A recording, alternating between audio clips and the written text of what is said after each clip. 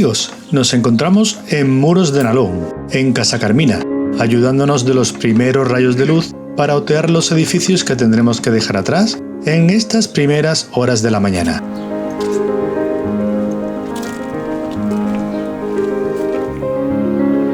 Muchos peregrinos han partido ya. Hoy la jornada va a ser exigente, así que lo mejor es iniciarla temprano.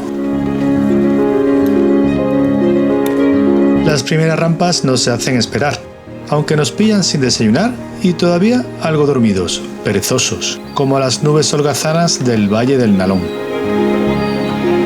Esta primera subida del día descansa en la plaza de Marqués de Muros, en la que os ubica por un lado el edificio de la Casa Consistorial, construido en 1876, y por otro lado un monumento creado en 1929 que homenajea a Constantino Fernández Duallín, primer marqués de esta villa. Junto a estas obras se levanta la iglesia de Santa María, originaria del siglo XII, aunque su aspecto actual ya es de los siglos XVIII y XIX tras las últimas reformas y añadidos. Frente a la iglesia hay bares para desayunar y justo en uno de ellos conocemos a Elena, una simpática peregrina vallisoletana que nos acompañará un buen puñado de kilómetros.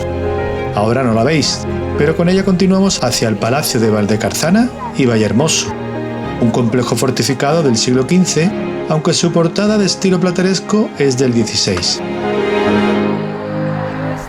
en la Tramontana. Y aquí tenéis a Elena, una chica cuya energía rápidamente conecta con la nuestra, mientras vamos abandonando las viviendas de Muros de Nalón y entrando en las de Villar.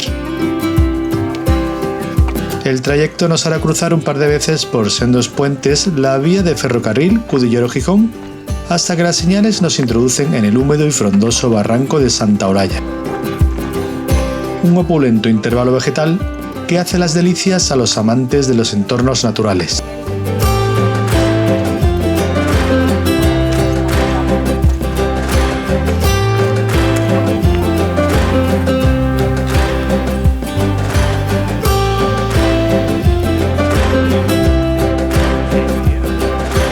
Brezos cantábricos, linarias y androsemos aderezan junto a helechos y otros arbustos este recorrido que comienza a enderezarse hacia arriba.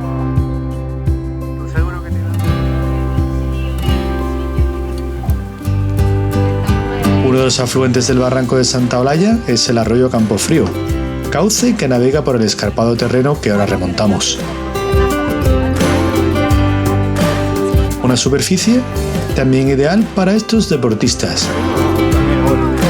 Y estos otros, Francisco y Raúl, que nos reconocen por nuestros vídeos del canal y a los cuales les agradecemos que paren a charlar con nosotros. Bueno, hoy yo qué sé, y lo que les queda, se van a hacer el Camino del Mar. Esperamos que pronto nos cuenten la aventura que habían emprendido, el Camino del Mar. Suerte, chicos. Igualmente. Venga, buen camino.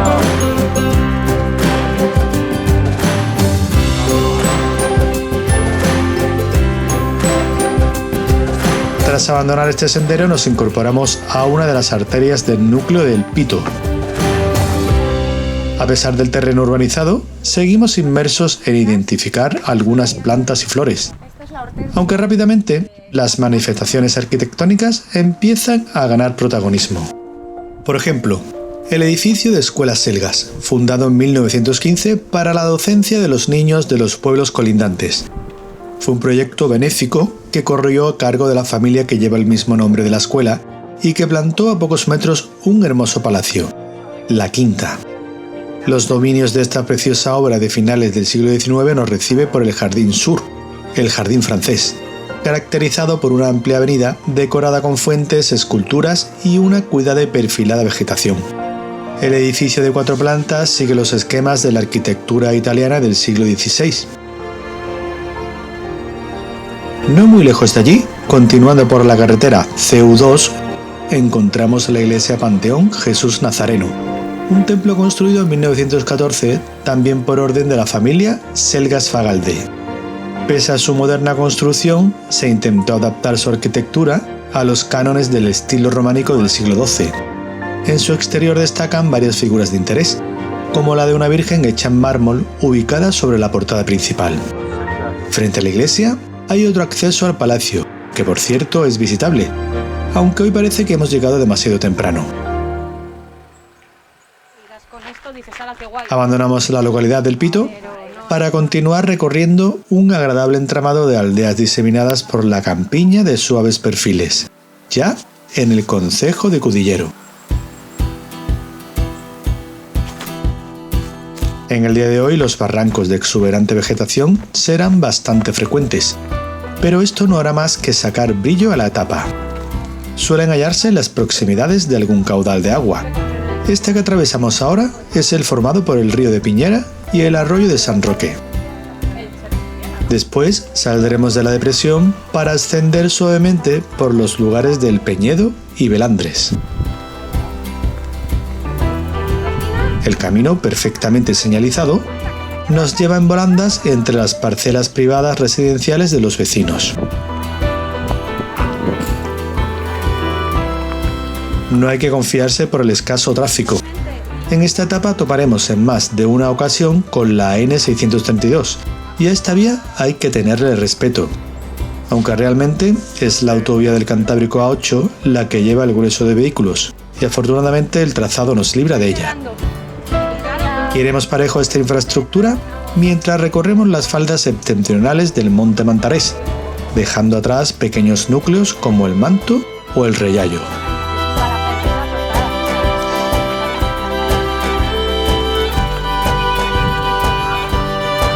Seguidamente nos introduciremos en un sendero emboscado que irá descendiendo hacia la depresión conformada por el río Uncín y su afluente, el arroyo de la Devesa. Ambos van a parar la playa Concha de Artedo, cuyo dibujo ya se deja ver entre la espesura.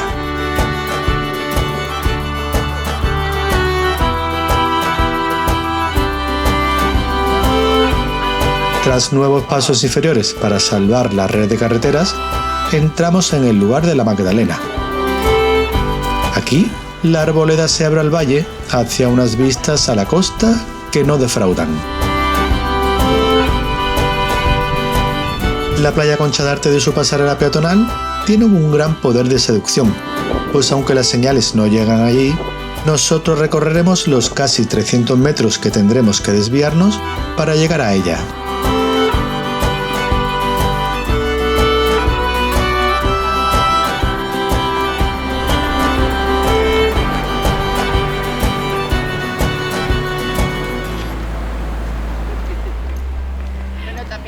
El desvío se encuentra en las proximidades de la Capilla de la Magdalena, un pequeño templo reconstruido, pero cuyos orígenes datan del siglo XI. En la puerta de la entrada porticada hay una inscripción que reza Iglesia de Asilo, es decir, un lugar en el que antaño los perseguidos por la ley podían refugiarse y estar protegidos por la autoridad de la Iglesia.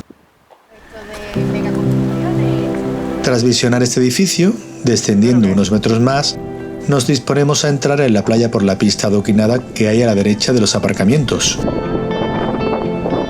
Este espacio de litoral mide unos 700 metros de longitud, compuesto de cantos rodados y que día tras día son golpeados por las olas del Cantábrico. Ante tal firme empedrado, se instala con acierto una pasarela peatonal de madera que recorre casi la totalidad de la playa. Al oeste, el entrante costero se cierra con el saliente El Cabo. Y al este, con la punta del Cerrón.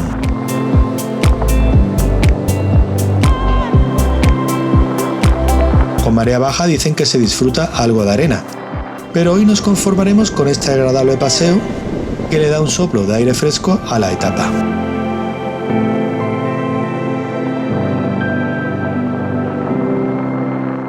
Regresamos a los aparcamientos de la playa para tomar un camino de tierra ascendente entre los caudales del río Uncín y el arroyo de la Devesa.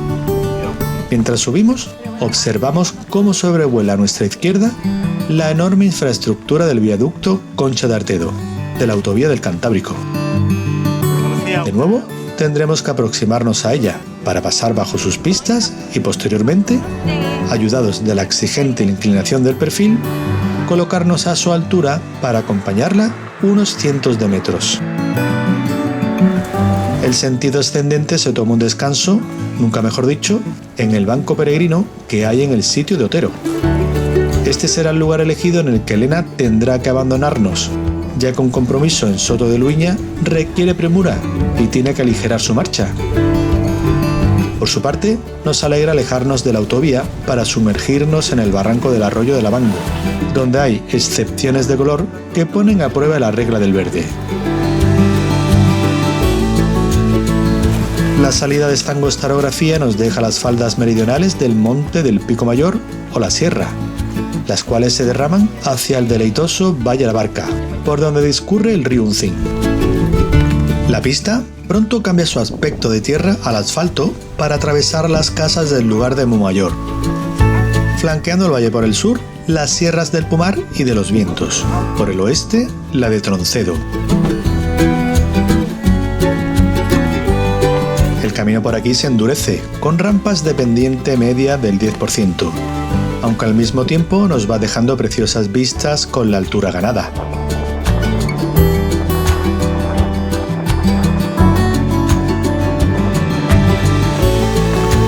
Desde el barrio de la Cogollo de Arriba, donde finiquitaremos este ascenso, podemos otear el pueblo de San Martín de Luiña, gozando de su ubicación privilegiada junto al río Uncín.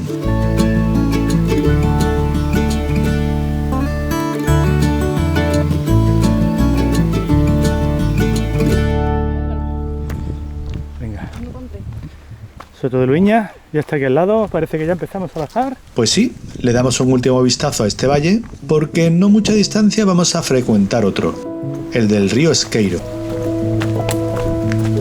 Para ello rodeamos en descenso las vertientes suroccidentales del monte Balseras, por bonitos tramos emboscados, donde la frondosidad y el tapizado del musgo nos lo ponen muy fácil a la hora de alegrarnos con atractivos naturales.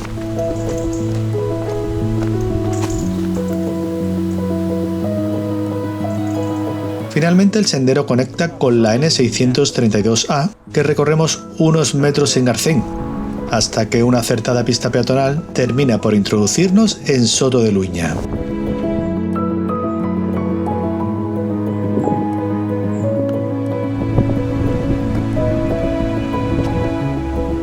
Avanzamos por la calle principal de la urbe hasta dar con algunas de sus joyas monumentales. La primera de ellas es la iglesia de Santa María, cuyos orígenes constructivos datan del siglo XVI, aunque lo que vemos hoy son terminaciones barrocas del siglo XVIII adaptadas al estilo rural asturiano. Del conjunto destaca su holgada torre con hornacinas exhibiendo distintas figuras religiosas. Soto de Luiña fue antaño lugar de descanso para peregrinos. Uno de los dos hospitales de peregrinos que se encontraron todavía se conserva contiguo a la iglesia. Se trata del edificio que ocupa hoy la Casa Rectoral, antaño antiguo Hospital de Peregrinos del Rosario. Su construcción data del año 1713, también de estilo barroco asturiano. En el muro occidental de su planta cuadrada destacan el friso y la cenefa de piedra decorada con triglifos y metopas con rosetas. Bajo la cornisa, un galerón ondulado decorado con un repetitivo patrón de símbolos de pinturas al fresco. Bueno, pues salimos de Soto de Luiña tras habernos pegado un buen almuerzo y unos escarpines. Con patatas, con chorizo, con morcilla, con tocino. Madre mía. Qué suerte. Y además, como te lo ponen aquí en... Vamos, un señor almuerzo que hubiese sido ideal si lo hubiéramos acompañado con una buena siesta. Pero todo lo contrario. Hay que digerirlo como se puede con el ascenso que nos desafía tras Soto de Luiña. Primero por la Nacional 632A, para luego hacerlo por un sendero emboscado de apenas 300 metros.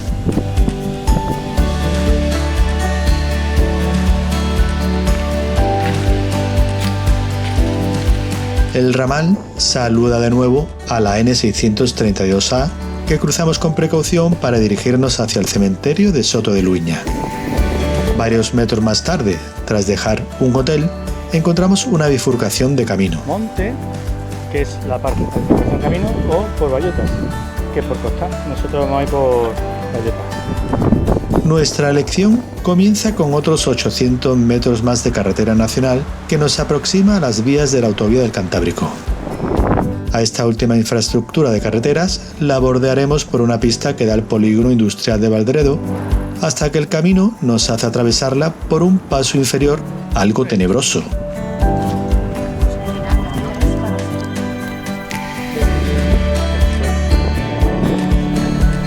Esto nos deja a las puertas de la localidad de Albuerne, una agradable villa que discurre entre acicaladas propiedades con vistas al mar.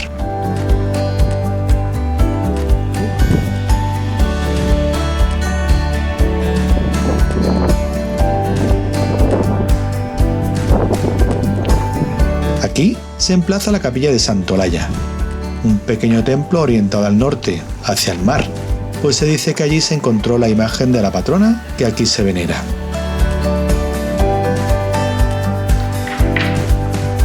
Y ya que estamos, escudriñamos aquella latitud para adivinar el cabo Ovidio y el faro homónimo que desde el año 1950 advierte a las embarcaciones de la presencia de la accidentada costa. La salida de Albuerne conforma un paseo entre algodones. Sus coquetas residencias y cuidados jardines sazonados por la suave brisa marinera no hacen más que despertar nuestros deseos de pasar aquí una larga temporada. Parece no faltar un detalle. Incluso hay una alfombra verde para darnos una despedida de honor. Pero el firme pronto nos hace bajar de las nubes. Lo que antes era caminar entre algodones, ahora... Cuidado con las piedras rodantes.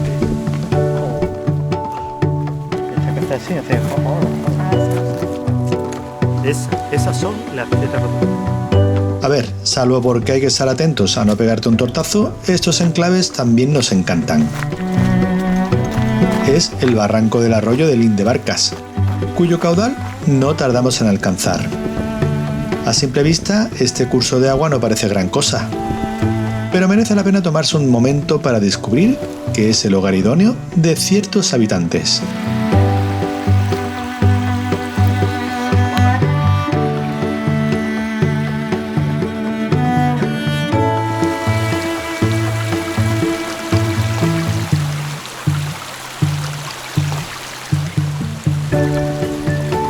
La salida de este barranco conlleva una fuerte subida hasta el lugar de Novellana, sitio que nos recibe con un altar de hormigón.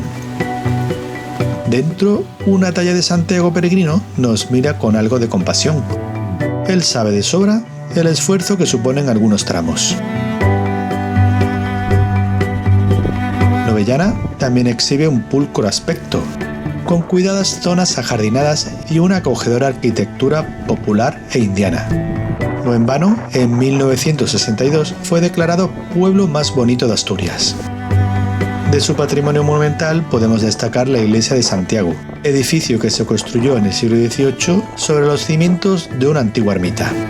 Posteriormente, en el siglo XIX, se le hicieron algunos añadidos, como la espadaña, de corte neoclásica. Al igual que Albuerne, Novellana también nos llama mucho la atención como un lugar de residencia. Venga, busca piso. ¿A cuánto se despacha aquí una vivienda?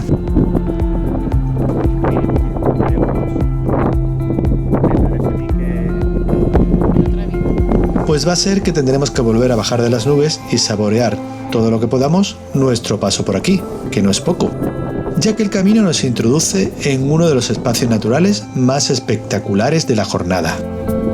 El dibujo del trazado se pierde en un bonito prado en lo alto del saliente de la Punta Nocedal, donde un chiringuito enjuga con sus artículos los paladares de los asistentes a este escenario natural. Alcanzamos una preciosa línea costera quebrada, donde sus mayores tesoros todavía están por descubrir. Hay quien ya goza de alguno desde otros miradores que se reparten por el dibujo de los acantilados. Nosotros no vamos a ser menos y por suerte las señales del camino nos conducirán hasta ellos. Desde este mismo prado parte una pista de tierra descendente acometiendo el barranco que surca el reguero de Praollagón. Las vistas hacia la costa son hipnóticas, aunque luego iremos rodeando el monte hacia el norte para acercarnos todavía más al extremo de este saliente. Entre las caprichosas formas en las que se manifiesta este accidente geográfico, resalta la conocida con el nombre del peine del mar. Metafóricamente, el agua hace del cabello que pasa entre las cavidades erosionadas de la roca. En este caso serían las púas del peine. Un rincón con un aforo muy limitado para tomar el sol. Igual de limitado es el aforo del arenal que hay a la derecha, la playa La Barquera, ya que el acceso no parece sencillo. Buscar la intimidad y gozar de estas impresionantes moles de roca bien merece el esfuerzo.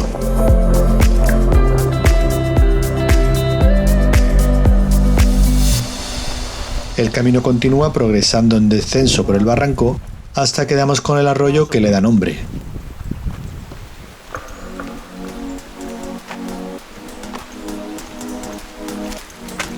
Un poco más y subimos hasta dar con un fantástico mirador al precioso enclave siguiente, la Playa del Silencio. No sabemos muy bien a qué se debe su nombre, pero nos valdría el hecho de que al verla te quedas sin palabras. La explicación más plausible puede ser que su orilla con forma de concha, al estar cobijada de grandes acantilados y afloramientos rocosos, está protegida de los vientos y del oleaje, propiciando con ello aguas algo más tranquilas y silenciosas que otras playas de esta costa.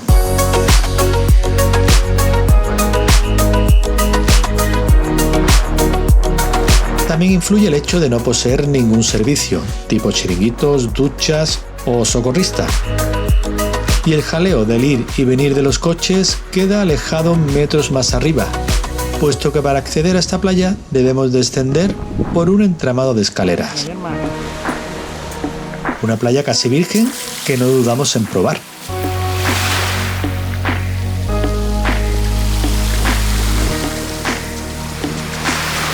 Las aguas frías del Cantábrico se dejan querer. Hoy no es un día especialmente caluroso, pero nuestros castigados pies bien merecen un baño revitalizante.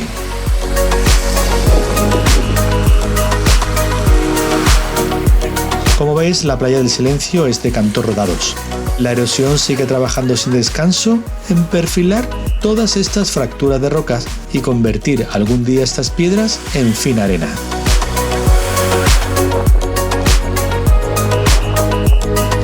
¡Vamos!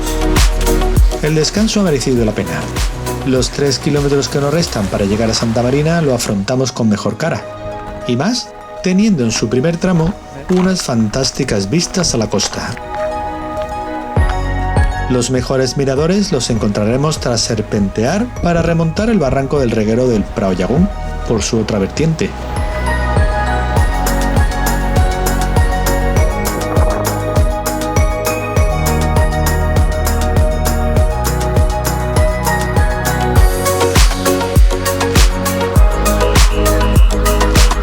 Desde aquí se observan bien los salientes que resguardan a la playa.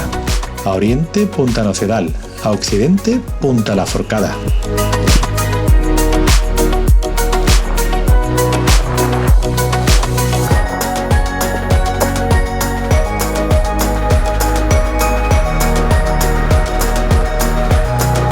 Más al oeste queda mucho litoral por conocer, pero las señales nos conducen ahora al interior, por las estribaciones del lugar de Castañeras, donde un nuevo desvío nos introduce en otro sendero. Por aquí se empiezan a ver las casas de Santa Marina, pero pronto las perderemos de vista, ya que el perfil nos hace descender por el último barranco del día, el del arroyo de Cándano.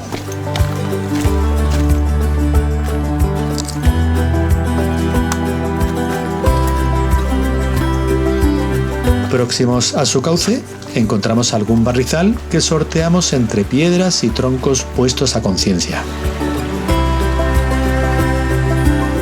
Son esas pequeñas dificultades que añaden estímulos al recorrido.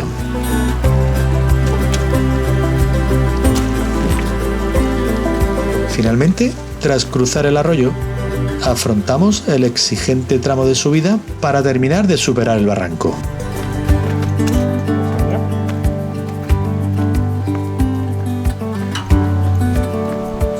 Hoy dormimos en posada. Pensión, coño. El sendero conecta con la ya familiar N632A, vía que nos introducirá a los pocos metros en la localidad de Santa Marina, otro pintoresco pueblo asturiano. No disfrutaremos mucho de él, pero si os decimos que hay bonitos caserones de indianos, como nuestro alojamiento de hoy, Pensión Prada, edificio construido en 1920. Nada, aquí nos quedamos 31 kilómetros. Hasta la próxima.